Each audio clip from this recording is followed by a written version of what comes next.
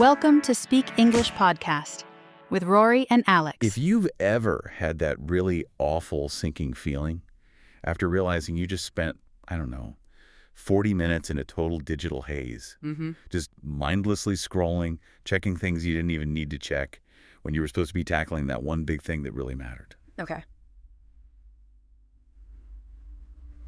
Well, this deep dive is for you. Yeah. We are talking about stopping the time thieves. And I know it sounds dramatic, but it's serious. When you're constantly wasting your time, you're essentially wasting pieces of your life. That intensity is absolutely warranted because that feeling of regret, that you spent your most precious, non-renewable resource on something totally useless, that's a universal pain point. It really is. It's a sign that your mental energy was just completely drained with nothing meaningful to show for it. Exactly. Time is. It's the foundation of everything. So our mission today, drawing from all this great material, is to move you past that regret. We want to shift you from feeling, busy but stuck. Right. Busy but not moving forward. Yes. From that to feeling intentional, productive, and actually in control of your day. And I think we have to start by defining what we even mean by waste. The source material is quite clear on this. Wasting time is using it for anything that is not important, not helpful, and this is the key. It doesn't help you learn, grow, or even get necessary rest. It's just purposeless consumption. Purposeless consumption. Perfect. I think the best analogy in the sources, the one that really hits home, is thinking of time as water from a bottle.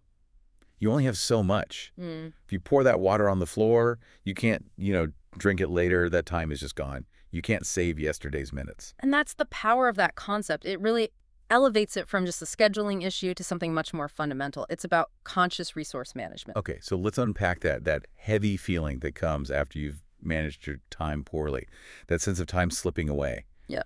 It's described like trying to hold sand in your hands. Yeah. You end the day, and you just feel empty, guilty, and weirdly, sometimes more tired than when you started. It's that exhaustion of getting nothing done. That exhaustion is so often compounded by what the sources call the heavy load we're all carrying. We're all dealing with so many obstacles, the clear blocks in the road, like exams, money issues, family responsibilities. Right. And then on top of those obstacles, we get hit with setbacks. This is that really frustrating pattern where you put in the energy, you move one step forward, and then something just pushes you 2 steps back. Precisely. A setback isn't just a hurdle, it's going backward after you've tried. It could be studying so hard and still failing that test. Or finally getting the courage to speak a new language and someone just laughs at your accent. That's a perfect example. And when you have those repeated obstacles combined with all these setbacks, life starts to feel less like a journey and more like what the sources call an uphill battle. An uphill battle. Yeah. You can just picture it, walking up a super steep hill, but with a heavy bag on your back. Every single step is a struggle. And progress is so slow and you're using all your energy just trying not to slide backward. Exactly. And if you stay in that state for too long, that high effort, low reward state, you eventually start to lose heart. And that just means the difficulty has worn away your hope, your energy, and your courage to even keep going. You stop being proactive. You just start reacting to things. That's it. Okay, so here's the insight from the material that I think changes everything. It's that wanting to quit. It often just means your brain and your heart are really, really tired. Not that they're weak or lazy. We see this so clearly in the example of Sarah. She worked a full day, she comes home, she has things to do, and she really, truly wants to study or work on her own project in the evening. Right. She sits down, opens the book, and just immediately closes it. She's not lazy. Her brain has just hit its limit. The sources are clear. If you feel paralyzed by your to-do list, you're not weak, you're just exhausted. What a huge release that is to hear. So the first job isn't to add another task, is to protect the energy you have left. And that means you have to identify the time thieves. Yes. A time thief is something specifically designed to take advantage of your fatigue and steal your focus without giving you anything useful back. And today, the #1 culprit is just mindless digital consumption. The scroll. The endless scroll. It eats up your focus, it gives you a tiny dopamine hit, and then the second you stop, you're left feeling even more tired and kind of empty. It just takes and takes. We have all fallen into that trap. I remember the part in sources about the 10-minute break idea. Someone sits down, opens their phone just to check one thing, and they sort of wake up an hour and 15 minutes later. And the real theft isn't just the lost time. It's that now they are more tired than when they started the break. That's the critical difference. A real break restores you. A Yeah. time thief is just a loan against your focus that you have to pay back with guilt and more tiredness. So to fight them, you need simple rules, not just willpower. It's like locking the door when you know a thief is outside. So a physical barrier, put the phone in another room, turn off all the non-essential notifications for an hour. You're protecting your focus. Exactly. And beyond those obvious thieves, you pulled out some really interesting ideas about the quieter internal habits, the energy leaks. Yeah, these are like a water bottle with tiny little holes you don't even notice at first. Let's get into those. Okay, the first leak is complaining. Mm. And my first reaction was, wait a minute, sometimes you need to vent, right? If I complain about a bad meeting for 5 minutes, isn't that healthy? That's a great question because venting can be useful, but only if it leads to action or some kind of closure. The leak starts when complaining just becomes a loop, just talking about a problem over and over without any intention of changing it. Cognitively, what's happening is you're reinforcing that you're a victim, which literally diverts your brain's resources away from actually solving the problem. So the solution is to pivot Quickly. immediately. The sources suggest the flip it rule. One complaint has to equal one action. So if you catch yourself saying, my project management is a mess, the action is, okay, I'll spend 10 minutes right now organizing one folder. It just breaks the loop. Got it. Okay, leak number 2. Staying in your comfort zone. Sounds so nice, right? Safe, relaxed.